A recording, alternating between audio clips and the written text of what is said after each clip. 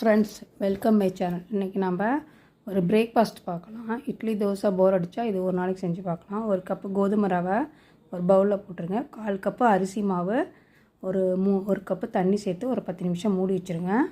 இது நல்லா ஊறட்டும். இதில் ஒரு ஜார் எடுத்துக்கலாம். இதில் ஒரு 10 சின்ன வெங்காயம், ஒரு 5 காஞ்ச மிளகாய், ஒரு 10 பல் பூண்டு, கொஞ்சம் சீரகம், அது கூடயே இந்த ரவையும் சேர்த்து ஊற வச்ச ரவையும் சேர்த்து அரைச்சிக்கலாம்.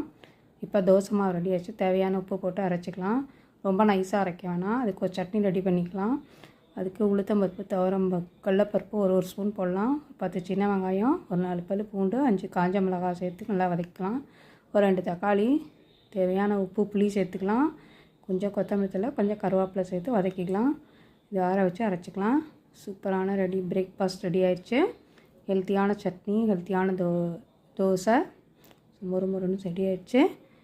பிடிச்சிருந்தால் லைக் பண்ணுங்கள், ஷேர் பண்ணுங்கள், கமெண்ட் பண்ணுங்கள், சப்ஸ்கிரைப் பண்ணுங்கள்.